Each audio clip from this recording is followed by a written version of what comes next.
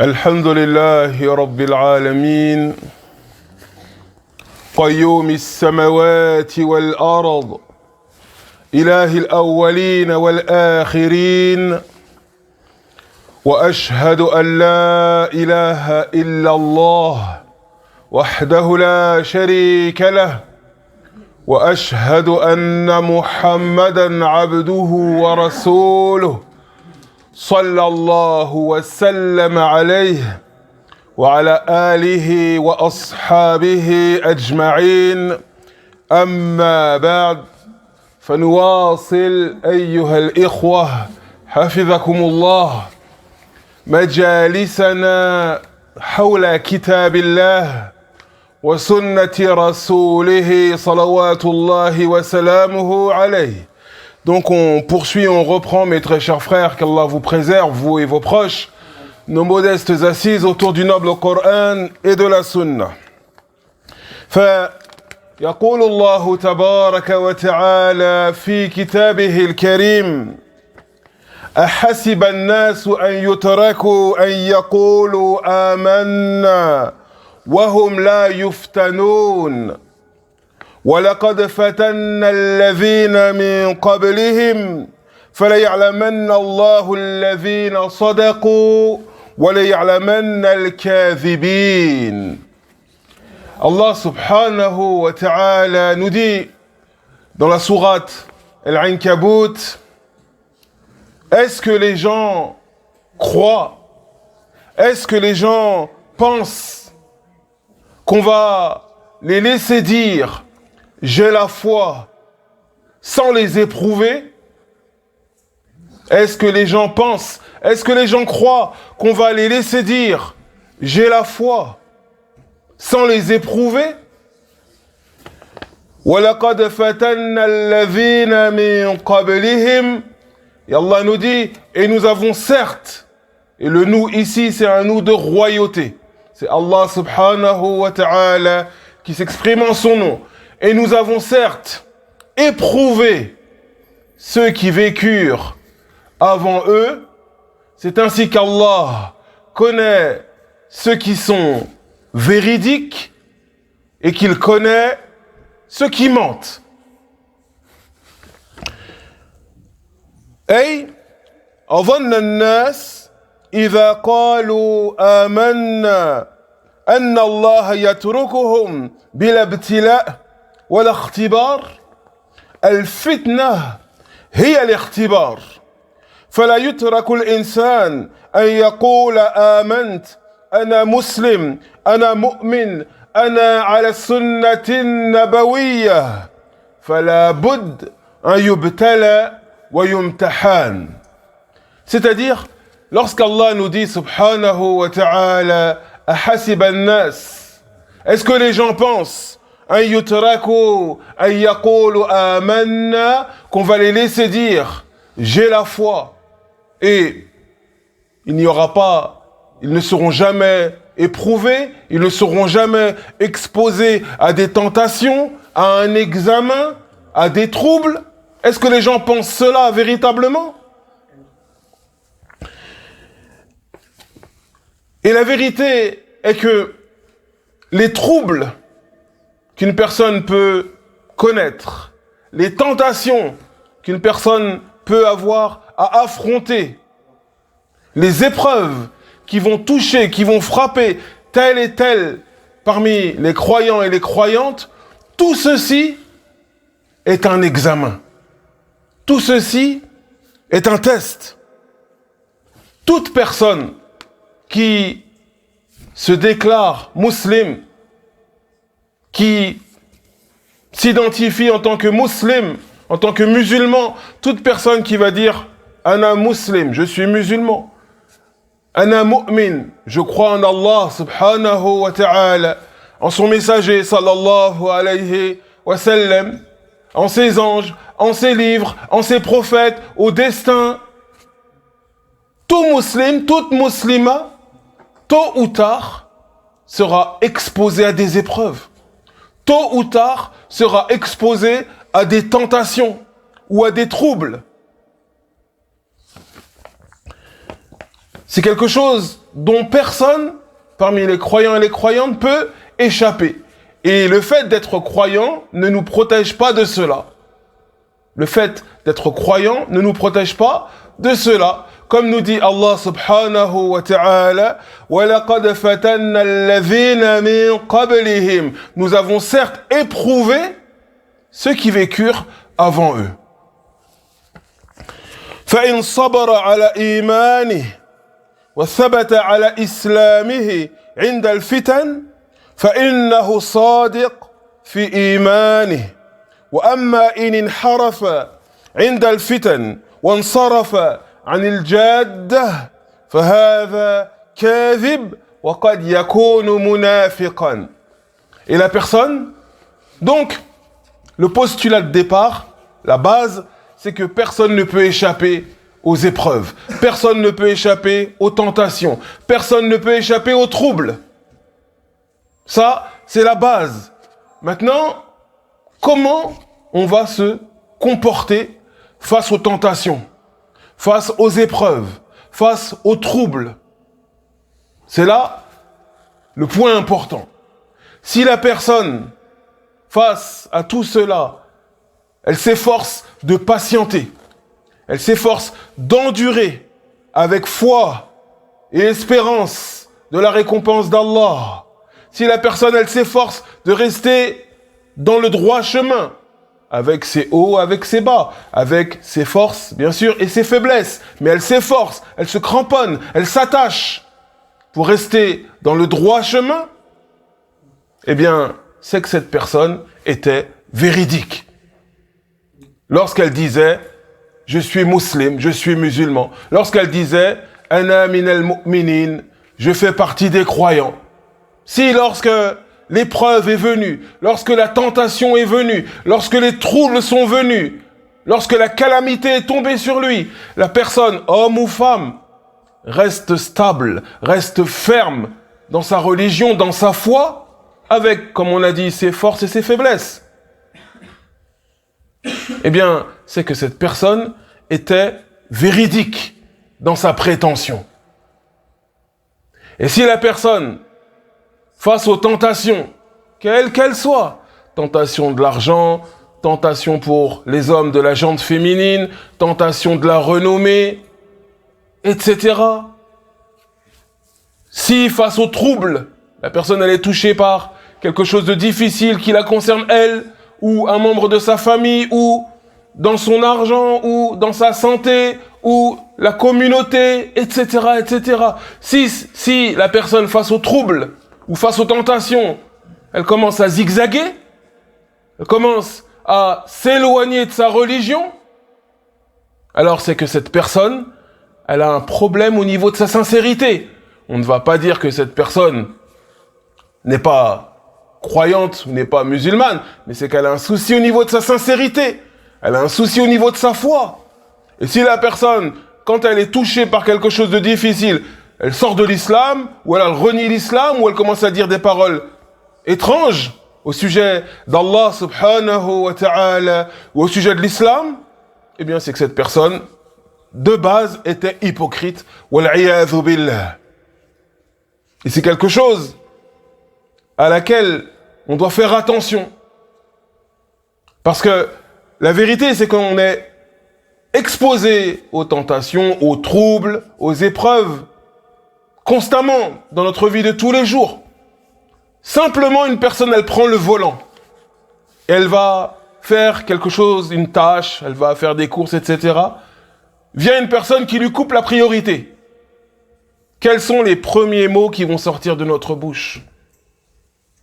Subhanallah, la hawla wa la quwwata illa billah, ou d'autres paroles, wal'iyadhu billah. Et ça nous montre, pas qu'on est hypocrite, c'est pas ce dont je parle, mais ça nous montre à quel point les tests qu'on vit, c'est dans toute chose. Et on se doit de répondre comme il se doit, selon les lois du Coran et de la Sunna, selon les lois d'Allah subhanahu wa ta'ala. Et bien entendu, on se doit de travailler sur nos propres personnes. Bien entendu, on se doit d'apprendre à patienter pour patienter, d'apprendre à endurer pour endurer dans la satisfaction d'Allah subhanahu wa ta'ala. والله تبارك وتعالى يقول وما كان الله ليذر المؤمنين على ما أنتم عليه حتى يميز الخبيث من الطيب.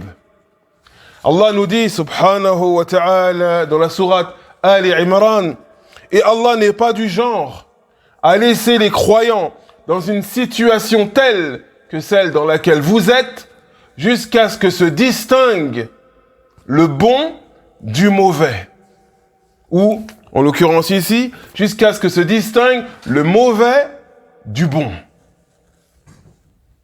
Et ce verset a été révélé durant la bataille de Uhud, ou après la bataille de Uhud, alors que les croyants autour du prophète Mohammed, alayhi salatu wassalam, avaient subi comme une défaite. Il y avait beaucoup de morts. Et durant cette bataille, eh bien, un groupe qui était avec eux s'est détaché et les a abandonnés. Un groupe qui était avec les croyants, avec le prophète Mohammed, alayhi salatu wassalam, s'est détaché du bataillon et s'en est allé et les a laissés face à leurs ennemis. Et ce groupe de personnes, c'était des hypocrites. Et la sagesse de cet événement, c'est pour montrer que c'est dans l'épreuve que les véritables croyants et les véritables croyantes, par la grâce et la volonté d'Allah, subhanahu wa ta'ala, se révèlent. Comme nous dit Allah subhanahu wa ta'ala, hatta yamiz al-khabith min at-tayyib, afin que se distingue le mauvais du bon. Eh bien, chacun d'entre nous, on doit garder en mémoire cela, que lorsque une chose nous frappe, lorsqu'une tentation se présente à nous, lorsqu'on est touché par tel ou tel, c'est un test, c'est un examen. Allah subhanahu wa ta'ala, il sait déjà qui nous sommes. Il connaît déjà le fond de notre cœur. Il connaît déjà notre devenir, notre place au paradis, wa nas'alullaha min fadlih, ou la place d'un tel ou d'un tel en enfer, wal'iyadhu billah. Mais Allah subhanahu wa ta'ala fait que cette épreuve nous arrive afin qu'on soit témoin contre nous-mêmes. Nous-mêmes, on sait comment on réagit. Nous-mêmes, on sait comment on a réagi face à telle ou telle tentation, face à telle ou telle épreuve, face à telle ou telle chose. فالله تبارك وتعالى يجري الابتلاء والامتحان على الناس على المؤمنين ليتميز الصادق من الكاذب المؤمن من المنافق الطيب من الخبيث هذه سنة الله تبارك وتعالى وهذه حكمة الله جل جلاله ولو لم يجر الفتن لالتبس الحق بالباطل والتبس المؤمن بالمنافق ولم يتميز هذا عن هذا. Donc Allah subhanahu wa ta'ala fait partie de sa sagesse divine le fait qu'il est destiné que les épreuves, les tentations frapperaient les gens, toucheraient les gens, les croyants et les croyantes, afin que se distinguent les gens les uns par rapport aux autres, afin que se distinguent les croyants de ceux qui ne le sont pas, afin que se distinguent les véridiques des hypocrites, afin que se distinguent les bons des mauvais. Et si il n'y avait pas ces épreuves, si il n'y avait pas ces tentations, s'il n'y avait pas ces calamités, eh bien, n'importe qui pourrait prétendre être n'importe quoi. Et on n'aurait pas la capacité de distinguer entre le vrai et le faux, entre le bon et le mauvais. فإن المؤمن لا يأمن من الفتن ولكن الشر لا يدوم إذن المسلم يقوم بالأسباب النافعة وينتظر الفرج من الله تبارك وتعالى. Le croyant, la croyante, qui qu'il soit, où qu'il soit, quel que soit le continent sur lequel il se trouve, quelle que soit leur richesse, leur noblesse, leur place dans la société, le croyant, la croyante ne seront jamais à l'abri des troubles, des tentations, des épreuves. Jamais à l'abri. Mais ce que on se doit de savoir, c'est que le mal, الشر لا يدوم, ne perdure jamais. Le char, la yadum, le mal ne perdure jamais. Donc le croyant, il se doit de patienter dans l'obéissance d'Allah et de mettre en œuvre les causes bénéfiques nécessaires lui permettant de sortir du mal dans lequel il est. En attendant, l'aide et le soutien d'Allah subhanahu wa ta'ala. والله تبارك وتعالى يقول فإن مع العسر يسرا إن مع العسر يسرا فلا بد أن يأتي الفرج بل يقارن الابتلاء. يقول النبي عليه الصلاة والسلام واعلم أن النصر مع الصبر وأن الفرج مع الكرب وأن مع العسر يسرا رواه مسلم. Allah subhanahu wa ta'ala nous dit dans la sourate Al-Sharh, il nous dit فَإِنَّ مَعَ الْعُسْرِ يُسْرًا, avec la difficulté, une facilité. Certes, avec la difficulté vient une facilité. Allah subhanahu wa ta'ala, c'est le plus véridique des véridiques. هو الحق دينه الحق ولا يقول إلا الحق. Allah, c'est lui la vérité. Sa religion est vérité et sa parole est vérité. Et ici, il nous dit à deux reprises Inna ma'al usri yusra. Certes, avec la difficulté, une facilité. Et il répète ce verset pour que cette vérité s'inscrive dans nos cœurs. Pour que cette vérité s'inscrive dans nos cœurs. Tout comme il est vrai qu'on ne peut échapper aux épreuves, aux tentations, et que c'est un examen, eh bien, il est également vrai qu'après la difficulté vient toujours une facilité. Elle vient toujours. Et c'est pour cela que le prophète Mohammed, alayhi salatu wa salam, nous dit dans le hadith authentique rapporté par l'imam Muslim, wa'alam anna an-nasr ma'a as-sabr. Et sache que le secours d'Allah vient avec la patience. Wa anna al-faraja ma'a al-karb. Et que la délivrance vient avec la difficulté, avec l'épreuve. Wa anna ma'a al-usri yusra. Et qu'avec la difficulté vient une facilité.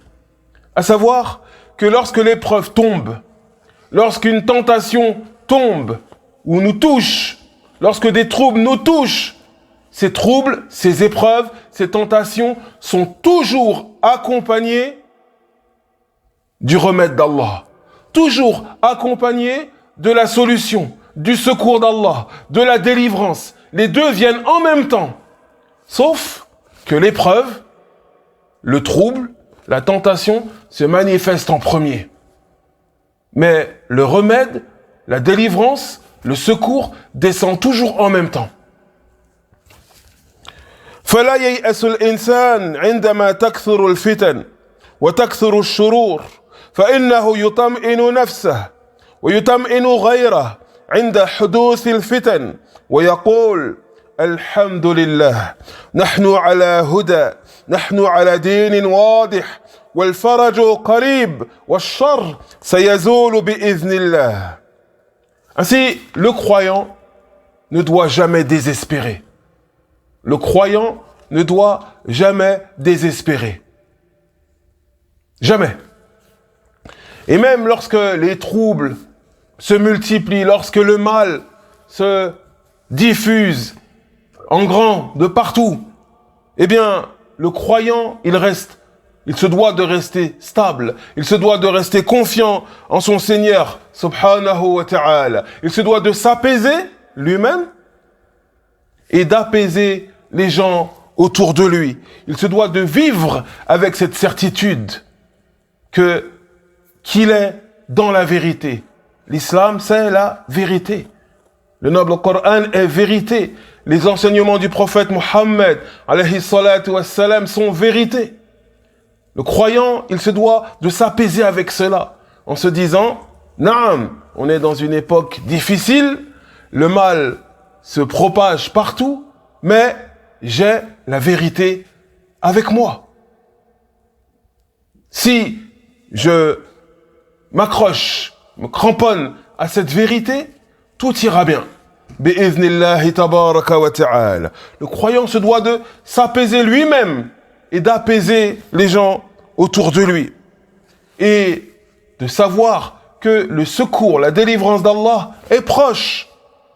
Et combien parmi nous ont peut-être connu des choses difficiles à un moment de leur vie, où quand la chose est arrivée, ils se disaient « je suis vraiment dans une situation difficile, comment je vais m'en sortir, etc. etc. » Et quand ils y repensent, quelques temps après, quelques années après, quelques mois après, ils se rendent compte que tout s'est réglé par la grâce et la volonté d'Allah de la meilleure des façons. Wallahu tabaraka wa ta'ala yaqul وَلَنَبْلُوَنَّكُمْ بِشَيْءٍ مِّنَ الْخَوْفِ والجوع ونقص من الأموال والأنفس والثمرات وبشر الصابرين الذين إذا أصابتهم مصيبة قالوا إنا لله وإنا إليه راجعون أولئك عليهم صلوات من ربهم ورحمة وأولئك هم المهتدون أي أولئك الصابرون لهم ثناء من ربهم ورحمة عظيمة منه سبحانه وتعالى وأولئك هم المهتدون إلى الرشاد.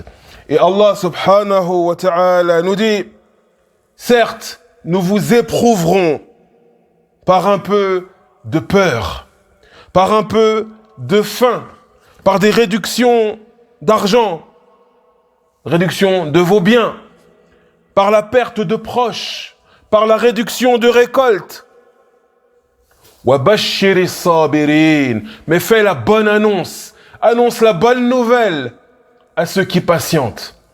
الَّذِينَ إِذَا أَصَابَتْهُمْ مُصِيبَةٌ. Ceux qui lorsqu'ils sont touchés par une calamité, ceux qui lorsqu'ils sont touchés par une catastrophe, par quelque chose de difficile, disent « Inna lillah » wa inna ilayhi raji'un. Certes, nous appartenons à Allah. Et certes, c'est vers lui que nous serons ramenés.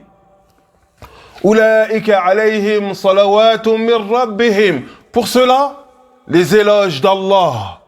Pour cela, sur eux, les éloges d'Allah. Allah fait les éloges de ses croyants, de ses croyantes qui endurent avec patience, avec endurance, en espérant la récompense d'Allah. Ulaika alayhim salawatun min rabbihim wa rahmah wa ulaika humul muhtadoun.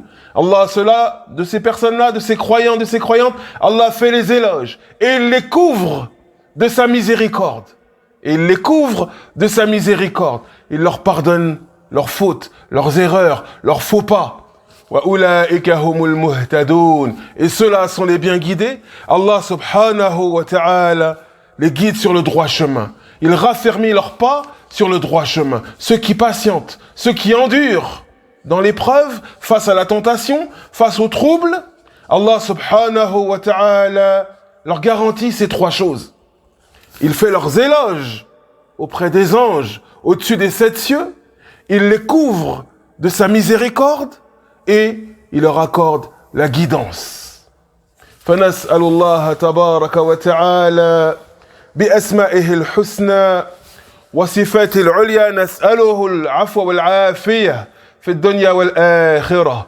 ربنا آتنا في الدنيا حسنة وفي الآخرة حسنة وقنا عذاب النار. اللهم انصر إخواننا المسلمين المستضعفين في فلسطين وفي كل مكان.